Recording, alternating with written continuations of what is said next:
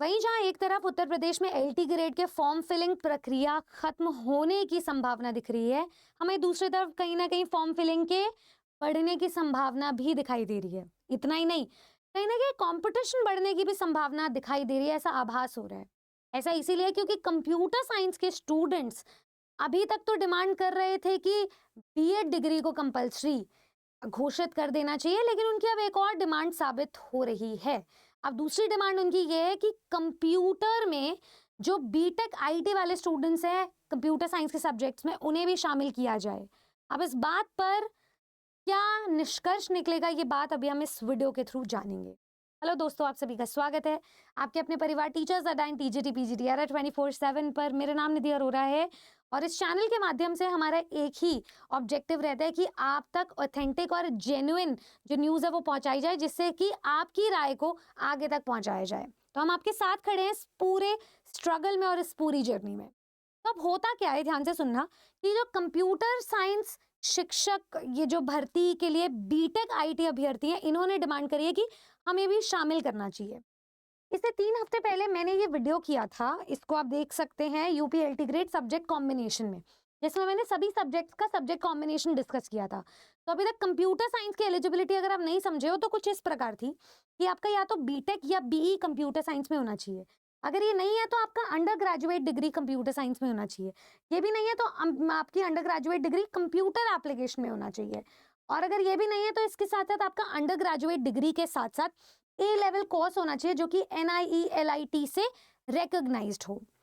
ये भी नहीं है तो बीटेक डिग्री आपकी कंप्यूटर साइंस में और साथ में आपकी जो मास्टर्स MCA वाली डिग्री है कंप्यूटर साइंस में वो होनी चाहिए। साथ ही साथ में आपकी जो बीएड है वो प्रेफरेंशियल क्वालिफिकेशन है। तो अब इस डिग्री में ये तो घोषित कर दिया गया है कि कंप्यूटर साइंस वाले जो स्टूडेंट्स है बीटेक वो वाले एलिजिबल हैं, उनको निर्धारित घोषित किया गया है। पर यहाँ पर बीटेक आईटी के कुछ स्टूडेंट्स ने याचिका दायर की है कि हमें भी शामिल किया जाना चाहिए।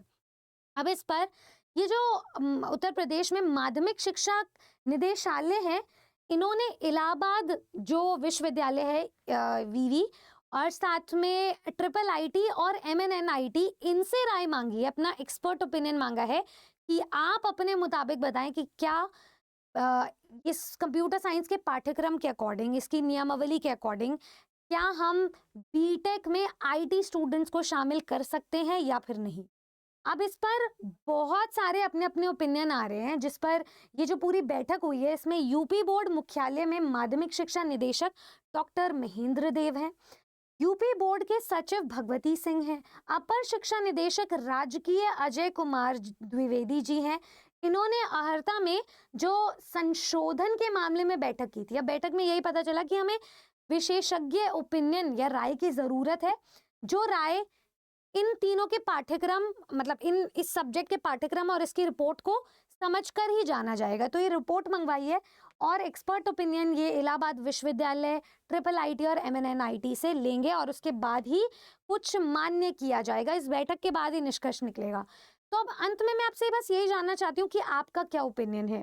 क्या आप भी ऐसे स्टूडेंट है जिसने बीटेक आईटी में की हुई है, कंप्यूटर साइंस में नहीं? क्या आप भी चाहते हैं कि आपको इस यूपीएलटी ग्रेड की भर्ती में शामिल किया जाए? और अगर हाँ, तो आपको अपनी बात पहुंचानी बहुत ज्यादा जरूरी है, जिसके कारण फॉर्म फिलिंग की प्रक्रिया एक्सटेंड हो सकती है, नियमावली में बदलाव हो सकते हैं और जो भी संशोधन की जरूरत पहले से ही चल रही है उसके साथ ही आपका भी जो मुद्दा है वो रखा जा सकता है।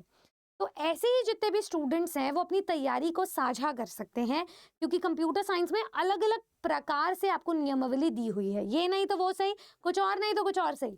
तो आप जितने भी स्टूडेंट्स तैयारी कर रहे हैं, याद रखिएगा कि प्री प्लस मेंस में इस बारी का जो एग्जाम है वो डिवाइडेड है।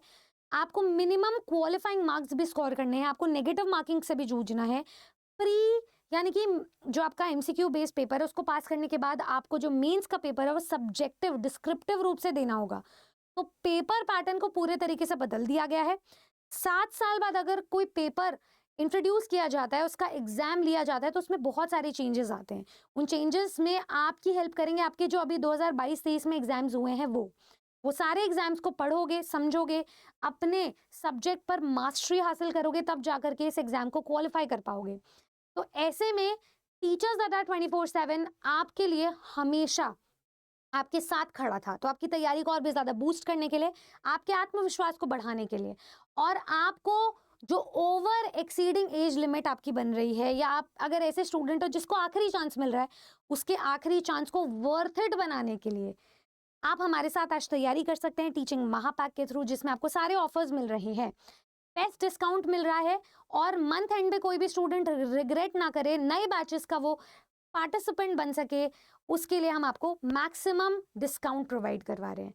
तो इसीलिए आप हमारे जितने भी रिसोर्सेज हैं उन्हें यूटिलाइज करें। चाहो तो नीचे दिए गए नंबर पे कॉल कर सकते हैं, बैचेस में रीच आउट कर सकते हो, या कमेंट सेक्शन से आप हमारे काउंसलर्स को रीच आउट कर सकते हो और हमारे बैचेस में एनरोल कर सकते हो, क्योंकि हमारे बैचेस शुरू हो चुके हैं। उत्तर प्रदेश एलटी ग्रेड सिर्फ एक मौका नहीं है, आपके घर में रोजगार का एक चांस है। सिर्फ आपके घर परिस्थिति को नहीं, आप समाज की परिस्थिति को बदलने के लिए बहुत कुछ कर सकते हैं। तो जो भी स्टूडेंट कायदे से अपनी बात को पहुंचाना चाहते हैं वो कमेंट डाउन जरूर कीजिएगा, आप अपनी नियमावली में संशोधन चाहते हैं तो।